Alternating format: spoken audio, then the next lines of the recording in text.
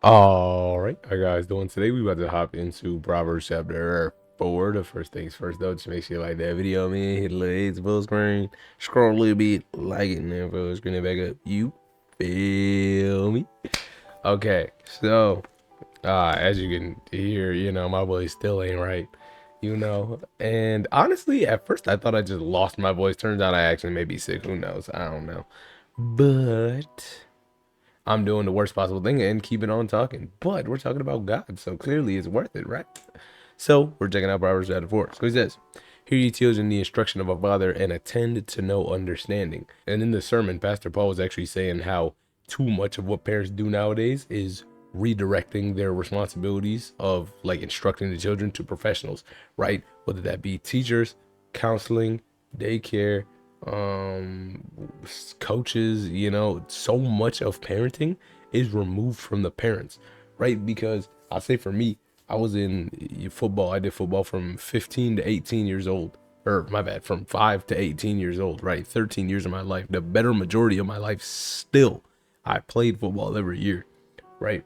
So in that time, you would think that's a lot of time spent with coaches. That's coaches teaching you things that your parents may or may not be able to teach you. Sure, whatever. And even in that sense, it was my dad coaching me and my granddad coaching me, right? So even though there was coaches present, right, my family, it was still majority of my youth was being coached by my family, so they were able to instill everything they needed to: teamwork, hard work, dedication, all that type of stuff, physical and mental training. And then on top of that, it's my family, so the support unit is there regardless. you know Teachers, you're at school for what, 7 to 6 hours a day. Your kids are gone. You're at work. You may not even get home until like even after your kids have been home, so that's even less time you're spending with your kids, right? So you wake up in the morning, they get on the bus, you go to work, you get home later than them, chances are, because right, even if you work at a 9 to 5, 8 to 4, whatever, class get out at like what, 2 3, and chances are they get on the bus at like 6 or 7, around the same time you gotta clock in, you gotta get to work. So you're not really seeing them then. You're getting home later than them. If they got practice, you gotta go take them to practice.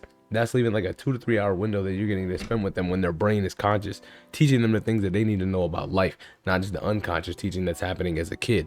And even then, as a kid, how many lessons are being taught by your teachers, right? I'm an early childhood education major. That's where God, I believe, has put me, right? When I'm learning these things that we're supposed to be teaching these kids, half of it I'm like, this is fine, and the other half I'm like, this doesn't align with biblical teaching, right? They're saying in the classroom you're not supposed to say no. What you mean I'm not supposed to say no? No is an acceptable answer. Now, he said in the sermon too that saying because I said so is stupid, and there's a trend going on nowadays with trad dads, aka traditional dads, where it's very masculine, very like biblical sounding. However, I watched a video and he said a very good thing to say is because I said so, and it's like, no, that's really stupid. It's gonna make your kid want to go do it every more. You have to be the one to tell them because I said so is not an acceptable answer. I'm telling you why you don't do it, so you know why not to do it. We're gonna get into that a little bit more later, right? So teachers, coaches, if your kid is dealing with some issues, you send them to counseling. That's not the best thing for them. You have to coach them through on a biblical basis, saying God can help you overcome. That is some things that literally, therapy is needed for, like physical therapy. Sure, mental therapy depends on what it is, right? I'm not saying that every case, this is a case by case basis thing, right? Not everything can just be fixed by, prayer and going to God. There are some things where it's like, hey, these people are literally professionals, and this is better for somebody else to deal with because they've studied it and they know the effects than you are. For example, we were talking in my family processes class about, I don't remember the name of the disease, disorder, whatever you want to call it, but I'm going to look in here really quick at my notes. Reactive detachment disorder. It's when in Erickson's 8 stages, there's trust versus mistrust. Did your parents attend to your needs as a kid? And if they didn't, you become more likely to not want to depend on other people for anything. And then it becomes a risk to yourself and others when it's like, I want this thing, I gotta go get it. He told a story of some 8-year-old kid getting in a car, driving down to the store and hitting a bunch of stuff. Why? Because they didn't know how to ask for help. They just thought, I need this, I'm getting in the car, I'm going to get it. So anyway, as a parent, it's important to know that you are supposed to instruct your kids. Attend to know understanding, for I give you good doctrine, forsake not ye law. And it's saying this, he said that, you wouldn't have to tell your kid, don't forsake this if there wasn't the urge to forsake it, right? So you know that there's going to be that urge, right? We were all kids one time. The parents, they were all kids. I'm not a parent. I don't know why I said we, right? But, you are all kids at some point. Therefore, you know what you want to disobey and what a kid would want to disobey. Like if I tell you, it's Saturday night, all your friends are going out drinking, you staying home because you're 17 and you shouldn't be drinking in high school. You know that there's going to be the urge for the kid to want to sneak out and go do it, right? I'd be a liar if I said I never want to sneak out of the house. Anyway, so I was my father's son, tender and beloved in the sight of my mother. He taught me, and this is Solomon, the wisest man, telling him what King David, used to teach him, right? He taught me also, said unto me, let thine heart retain thy words, keep my commandments and live, right? Let your heart, every soul of your being, keep these words and my commandments and live, because a father is supposed to teach the will of God. And David was a man after God's own heart. So his commandments were God's commandments. And this is the way to life.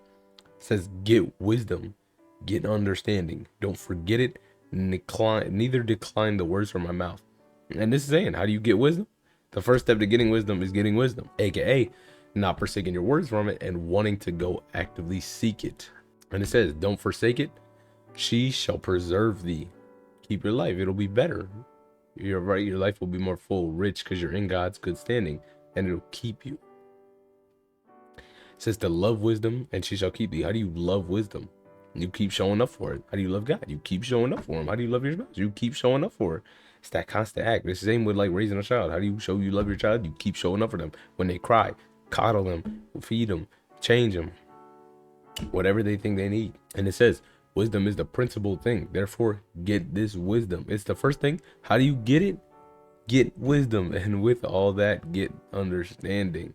So you're going to get the wisdom. You're going to understand it. And then that's the first step to getting wisdom, is to want to get it, to want to understand it. And then you get it, and then you understand it. And it's not just one thing you get one time.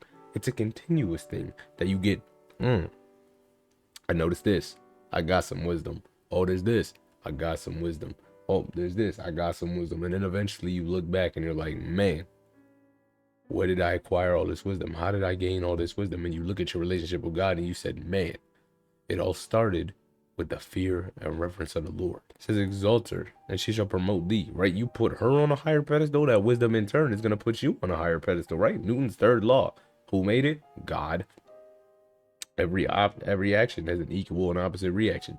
You put wisdom up, wisdom gonna put you up. You put it up, put you up. And it's not saying you're gonna get promoted at your job 100 fold, but at the same time, it's gonna put you in better standing with God, which is the right kind of promotion. It may lead to worldly promotions, who knows, right? But the relationship with God, you want that to keep moving up and up and up. All right, I'm not gonna lie, my voice is, I can't do this anymore. Like, it's getting to the point where I can't cough to make it feel better. The water ain't helping. So I'm just gonna call the video. If you want to pray for me, you definitely can. Right. Last night after last video, I was just thanking God. I'm like, thank you for my immune system. It's fighting, it's working.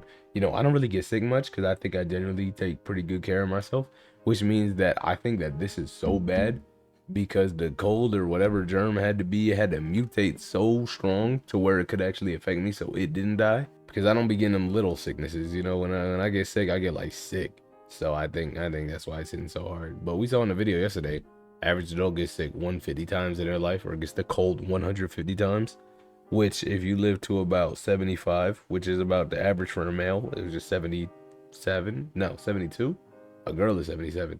Yes, if you live about 75, that's about 2 times a year you catch a cold. So this is 1 or 2 times of the year. I'm gonna have this. I ain't mad at it. God's got me. My immune system is kicking. If God lets this thing perish me, then shoot, I'm going up to see God and we all lit, right? You're gonna be turned for me.